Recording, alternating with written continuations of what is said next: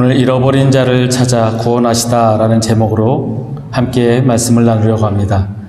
오늘 말씀은 누가복음 19장 1절에서 10절 말씀입니다.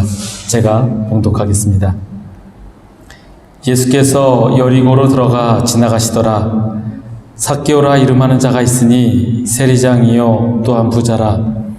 그가 예수께서 어떠한 사람인가 하여 보고자 하되 키가 작고 사람이 많아 할 수 없어 앞으로 달려가서 보기 위하여 돌 무화과 나무에 올라가니 이는 예수께서 그리로 지나가시게 되미러라. 예수께서 그곳에 이르사 쳐다보시고 이르시되 삭개오야 속히 내려오라.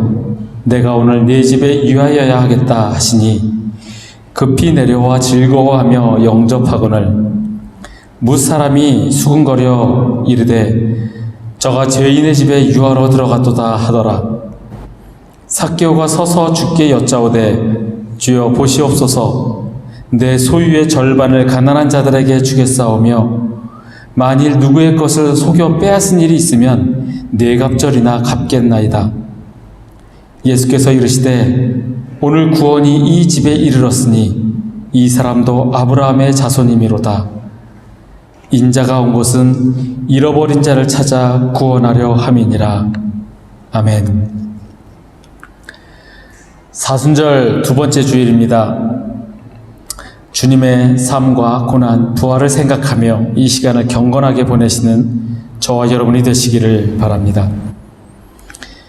최근 1년여 사이에 부동산 값이 크게 올랐습니다. 이것이 정책의 잘못인지 아니면 안정화되는 올바른 정책으로 가는 길에서의 잠깐 과도기인지는 모르겠지만 어쨌든 지금 현재로서는 부동산의 값이 정말 크게 올랐습니다. 그래서 젊은 청년들 사이에서는 영끌이라는 말이 유행하기도 합니다. 영혼까지 끌어모아 대출을 받아서 아파트를 사야 한다는 겁니다. 또 비투라는 것도 있습니다. 빚으로 투자한다고 합니다. 저희는 한국에 있지 않아서 잘 모르겠지만 요즘 한국에서 주식하지 않으면 바보라고 할 정도로 정말 모든 사람이 주식에 몰두한다라고 합니다. 저도 신학교 가서 이 목회자가 되기 전까지는 사회생활을 했었지만 주식이란 걸 해본 적도 없고 그리고 어떻게 해야 하는지 정말 일도 모르는 그런 정도인데 아마 제가 한국 가면 사람들하고 하면 말이 안 통할 것 같습니다. 아파트를 사서 아파트 값을 끌어올려서 돈을 벌려 하고 주식에 투자해서 돈을 벌려고 하고 돈이 정말 중요한 시대가 되면서 그러면서 점점 빈부의 격차가 점점 심해지는 것 같습니다. 아파트를 가진 자와 가지지 못한 자, 주식으로 해서 돈을 번 자와 그러지 못한 자, 이 빈부의 격차가 확연하게 심해지면서 가진 자가 되기 위해서 정말 영끌하여 아파트를 매입하려고 합니다. 요즘 한국 사회를 보면 문득 떠오르는 것은 낙타가 바늘귀로 들어가는 것이 부자가 하나님의 나라에 들어가는 것보다 쉽다라는 예수님의 말씀입니다. 이 말씀을 생각해 보면서 정말 부자는 천국에 가지 못할까? 그런 생각을 하게 되었습니다. 주님의 이 말씀에는 과연 무슨 의미가 있을까?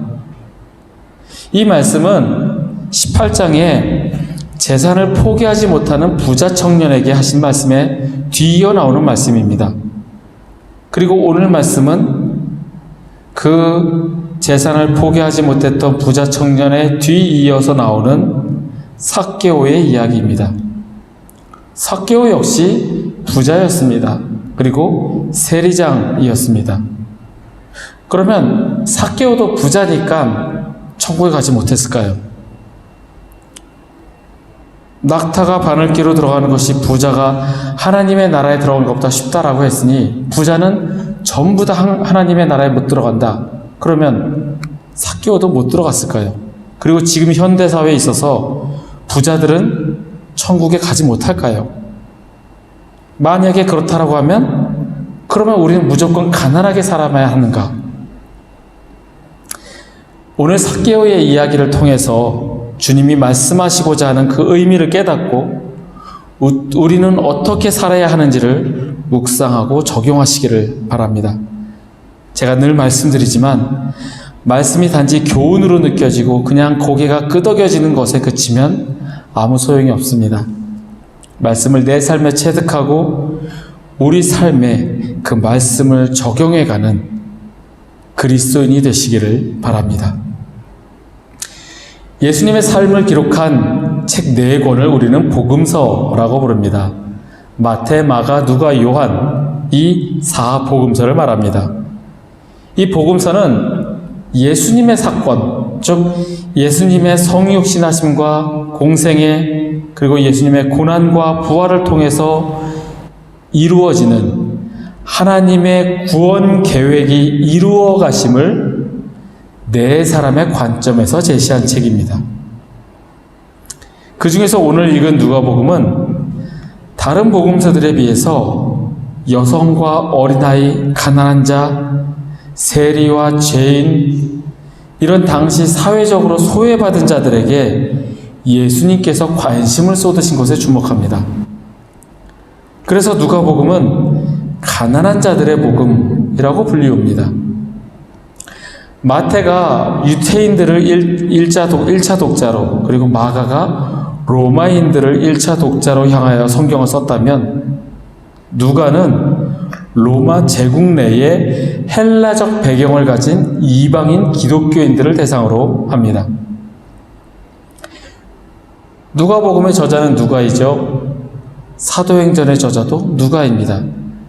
그래서 대부분의 학자들은 이 누가복음과 사도행전이 원래 2편으로 된 한 권의 책이었지만 1세기 말에서 2세기 초로 넘어가면서 2권의 책으로 분리되어 배포된 것으로 간주합니다. 그래서 여러분들께서 성경을 읽으실 때 누가복음과 사도행전을 연이어서 읽으시면 아마 동일한 관점과 동일한 사람의 시각으로 본 그런 것을 느끼면서 읽게 될 것입니다. 오늘 말씀의 제목은 잃어버린 자를 찾아 구원하시다입니다. 오늘 본문의 마지막 구절입니다. 인자가 온 것은 잃어버린 자를 찾아 구원하려 함이니라. 인자가 온 것은, 예수님께서 이렇게 말씀하십니다. 내가 온 이유는 잃어버린 자를 찾아 구원하려 합니다. 잃어버린 자를 찾으러 오셨고, 그리고 그들을 구원하시고자 이 땅에 오신, 그것이 바로 예수님께서 이 땅에 오신 이유입니다. 오늘 말씀을 듣는 내가 주님이 찾으시는 그 대상인지, 만약에 그 대상이라면 어떠해야 하는지 말씀 가운데 깨달음이 있으시기를 바랍니다. 주님께서는 잃어버린 자를 찾으러 오셨습니다. 잃어버린 자는 그럼 누구일까요?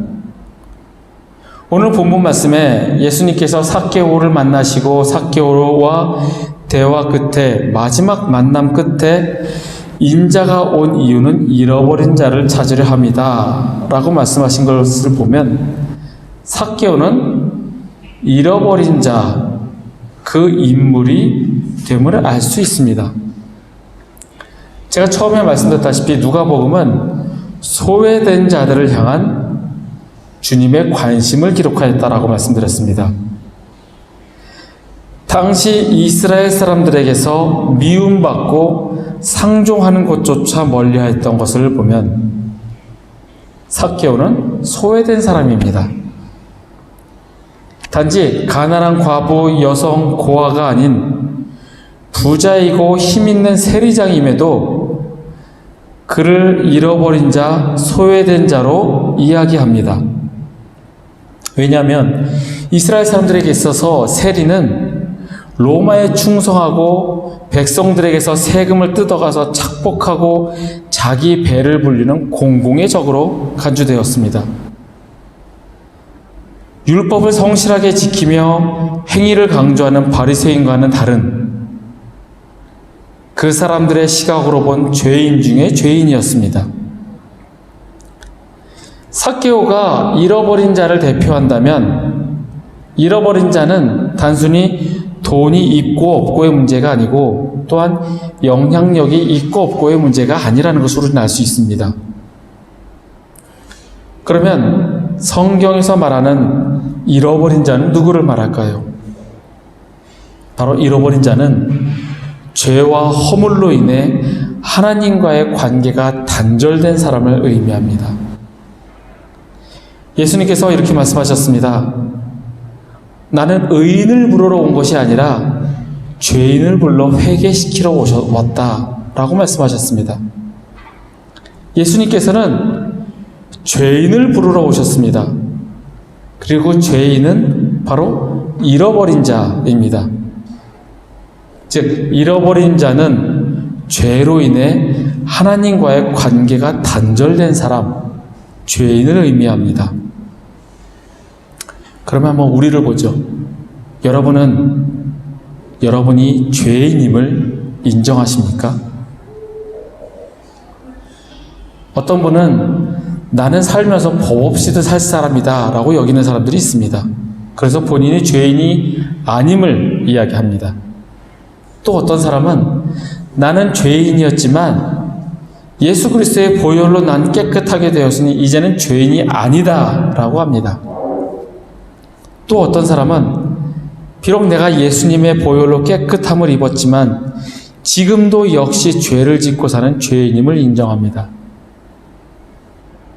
이 세 부류의 사람을 보면 첫 번째 사람은 내가 나의 신인, 내가 하나님인 그런 교만한 사람입니다. 나는 법 없이도 살 수 있고 나는 정직하고 의로우며 나는 정말 깨끗한 사람이다라고 하는 교만한 사람입니다. 두 번째 사람은 주님의 말씀을 잘못 이해하고 있는 구원파 같은 이단 사이비 종교를 믿는 사람입니다. 예수 그리스도의 보혈로 깨끗하게 되었으니 나는 이제 끝났어. 나는 이제 아무 짓을 해도 괜찮아. 나는 죄인이 아니야. 나는 깨끗함을 입은 사람이야 라고 하는 잘못된 신앙을 가진 사람입니다. 세 번째 사람은 겸손한 마음으로 올바로 주님을 믿는 사람입니다. 우리는 예수 그리스도의 보혈로 말미암아 깨끗함을 입었지만 지금도 계속 죄를 짓고 살아가는 죄인입니다. 내가 죄인임을 인정을 할 때 나는 잃어버린 자가 되고 주님께서는 잃어버린 자를 나를 찾으십니다. 나는 선하고 의인이며 말씀을 잘 지키며 깨끗하다 여기는 사람들은 바리새인 같은 사람들이며 주님은 그들을 찾지 않으십니다. 우리가 죄인임을 인정하고 회개할 때 주님께서는 우리를 찾으시며 우리를 구원하십니다. 즉 복음은 죄인들에게 필요한 좋은 소식입니다. 스스로 죄인이라 여기지 않는 이들에게는 복음이 필요 없습니다. 겸손히 죄인임을 인정하고 회개하는 사람만이 주님이 찾으시는 사람입니다. 18장에 나오는 부자 청년은 나는 선합니다. 내가 더 이상 무엇을 해야 영생을 얻을 수 있습니까? 라고 예수님께 질문합니다. 영생을 믿고 그 영생을 얻기를 바라는 그의 마음은 갸륵하지만 나는 이미 충분히 선하고 계명을 모든 것을 다 지킨 더 이상 해야 할 것이 없다. 스스로 죄인임을 부정하는 사람입니다. 그런 그에게 주님께서는 내게 있는 것을 다 팔아 가난한 자들에게 나눠줘라. 그리고 와서 나를 따르라. 이렇게 말씀하십니다. 이에 그 부자 청년은 근심하며 돌아갑니다. 죄인임을 부정하고 주님의 명령을 따르기 어려워하는 자에게 구원은 없습니다. 삭개오는 본인이 죄인임을 고백하였습니다. 본문 8절에 서서 주께 여짜오되 이렇게 서서 주님께 공개적으로 다른 사람들 앞에서 자신이 죄인임을 선언합니다. 그리고 그가 알고 지은 죄, 모르고 지은 죄를 고백합니다. 왜 제가 모르고 지은 죄라고 이야기를 하냐면, 다른 사람의 것을 속여 빼앗은 일이 있으면 뇌갑절 갚겠다라고 얘기합니다. 자기도 모르게 남의 것을 속여 빼앗은 일이 있으면 뇌갑절을 갚겠다라고 이야기합니다. 자기는 지금까지 살아오면서 그렇게 해왔고 혹시나 모르게 그렇게 했다라고 한다면 내가 그것을 갚겠다라고 이야기하는 겁니다. 그런데 솔직히 삭개오는 4배까지 갚을 필요는 없습니다. 모세 5경에 나오는 규정에는 남의 것을 부당하게 취득한 죄에 대해서는 5분의 1을 추가하여 상환하도록 되어 있습니다. 그러니 삭개오는 남의 것, 그의 세금을 갖다가 조금 더 올려서 받았으면 내가 받은 것에 5분의 1을 더 추가해서 주기만 하면 됩니다. 그런데 이 모세의 규정에는 남의 것을 도적질했을 경우에는 4배로 갚도록 정하여져 있습니다. 삭개오는 남의 것을 부당하게 취득하였다 여기지 않고 도둑질한 것으로 스스로가 여깁니다. 바로 전적인 회개를 말합니다. 진정한 회개는 말로만 하는 단순한 고백이 아니라 삶의 방향을 바꾸는 실천이 따르는 행동이 동반됩니다. 자신의 죄를 축소하고자 애쓰는 것이 아니라 내가 지은 죄에 대하여 성실하게 받아들이는 자세입니다. 내가 저 사람 것을 부당하게 취득했으니 5분의 1만 더 추가해서 주면 됩니다 라고 이야기하는 것이 아니라 내가 저 사람의 것을 도둑질한 겁니다. 그래서 내가 4배를 갚겠습니다 라고 이야기하는 겁니다. 여러분들, 제가 다시 한번 질문 드립니다. 죄인이라고 생각하십니까? 그렇다면 회개하십시오. 여러분들에게만 해당하는 말이 아니고 저에게도 해당하는 말입니다. 내가 예수를 믿은 지 얼마인데, 우리 집안이 예수를 얼마나 오래 믿었는데, 내 직분이 그래도 목사인데, 장로인데, 권사인데 아무 상관없습니다. 우리는 하나님 앞에 죄인입니다. 주님 앞에 나는 파렴치한 죄인입니다. 주님, 제가 나라를 위해 기도하지 않은 죄를 용서하옵소서. 한국교회를 위해 기도하지 않은 죄를 용서하소서. 이렇게 고백하는 것도 회개이지만, 하나님, 제가 교만했습니다.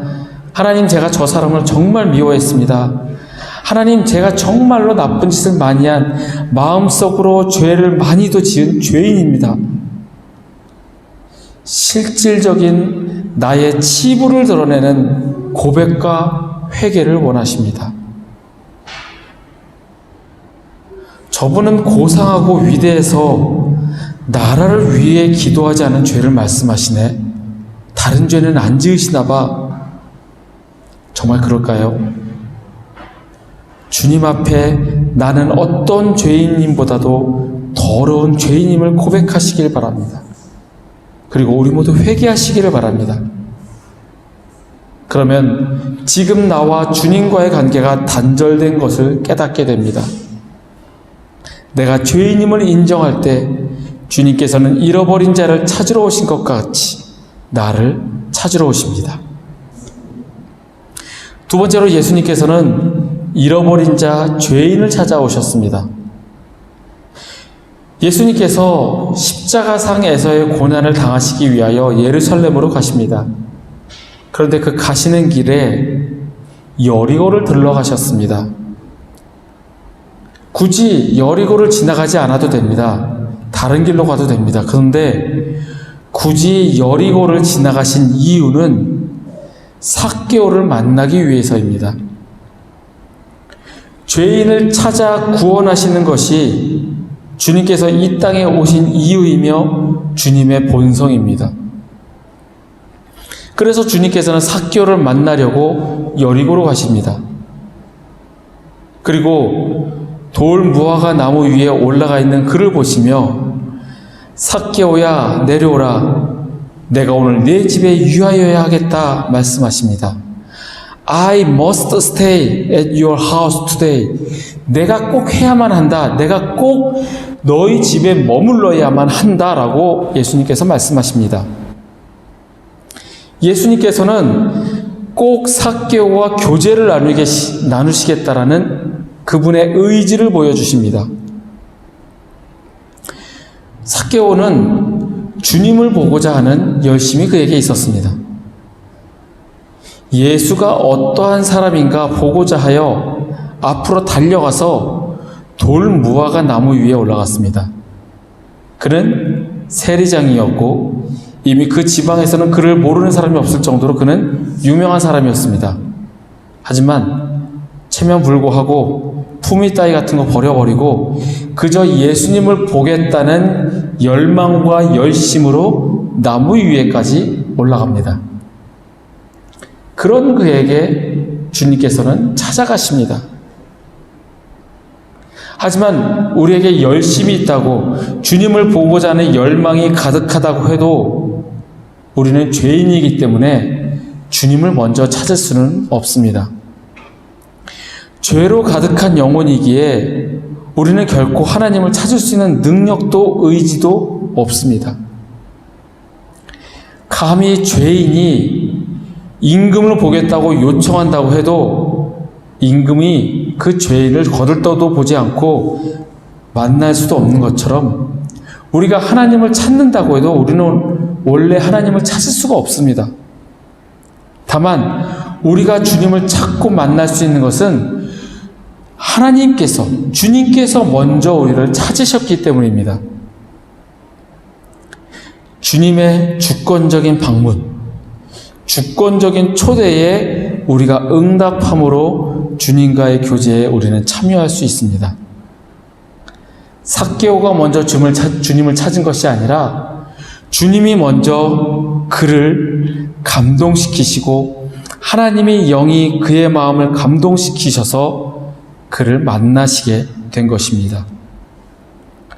굳이 예수님께서 여리고로 돌아가셨고 삭개오를 보시고 내가 오늘 네 집에 유하여야 하겠다 말씀하신 것은 어쩌다가 그 길을 지나다가 그를 만나시고 쟤를 만나야겠네라고 말씀하신 것이 아니라 이미 계획하시고 그와 만나시기로 계획하셨고 그를 찾으시려고 여리고로 들어가셨고 그 계획하심을 이루려고 예수님께서는 그에게 말씀하신 것입니다.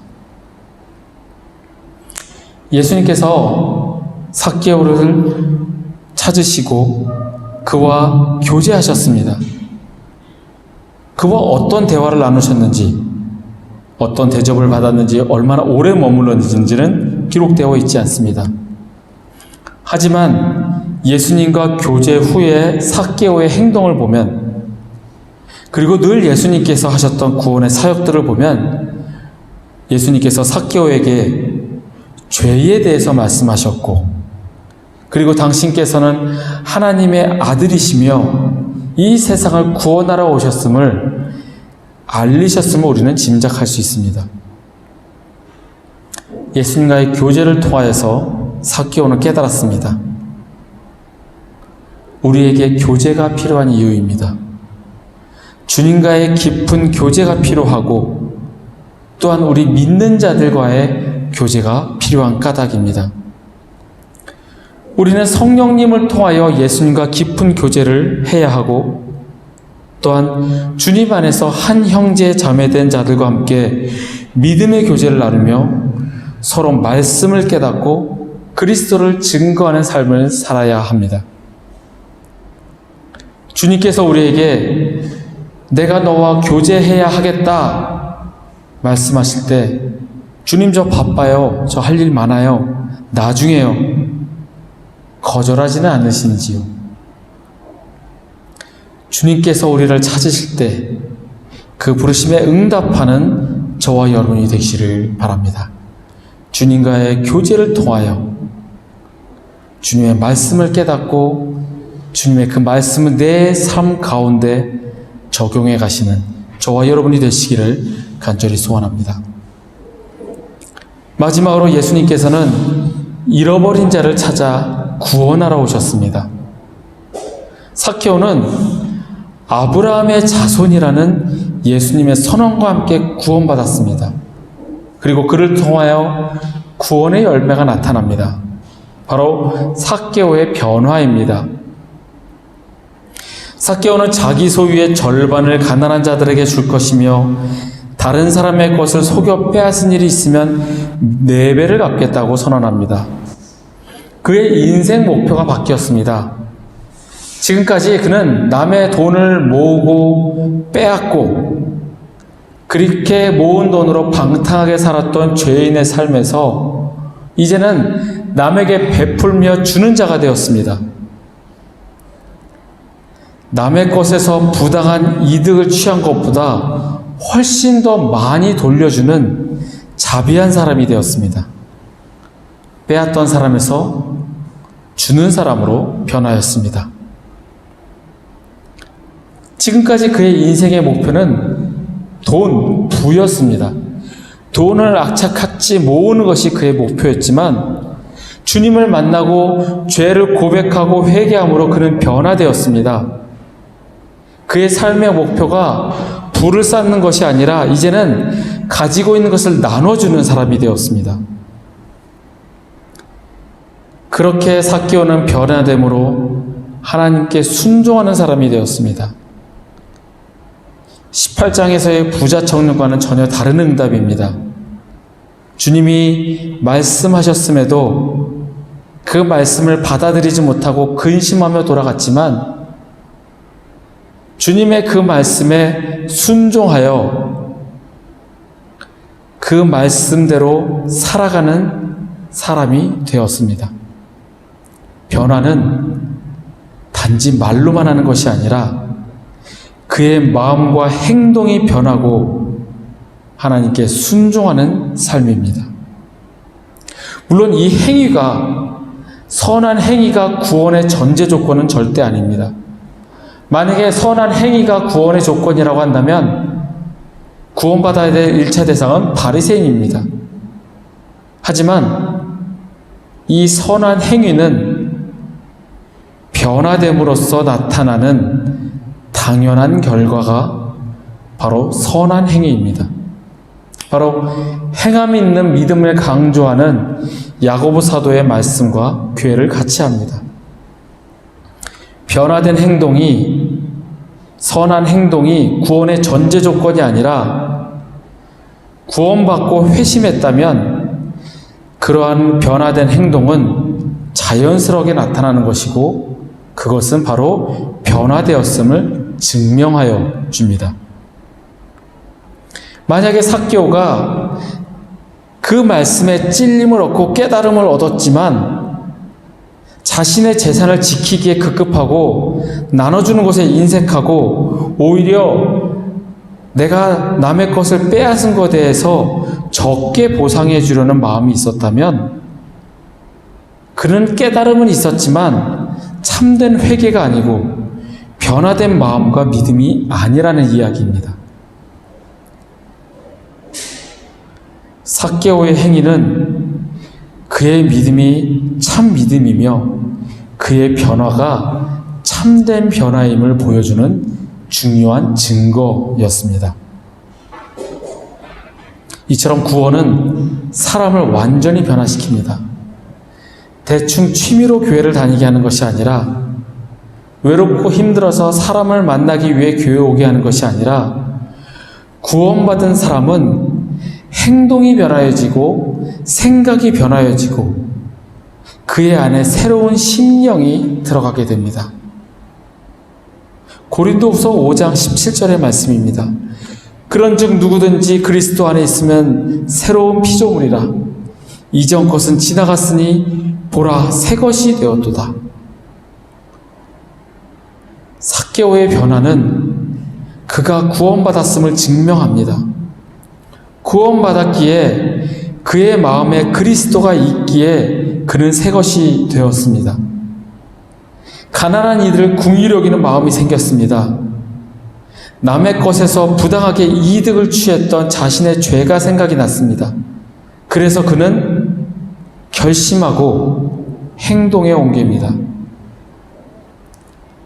변화된 그를 보시며 예수님께서는 이 사람도 아브라함의 자손이미로다 하시며 그에게 믿음이 있음을 인정하시고 그에게 구원이 임하였음을 선포하십니다.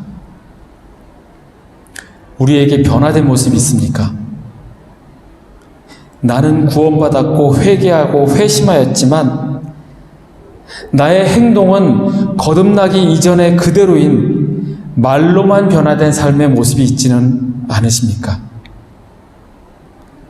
주님, 나를 찾아오셔서 나를 회개하게 하시고 나에게 참된 변화가 있게 하옵소서 기도하시는 저와 여러분이 되기를 소원합니다.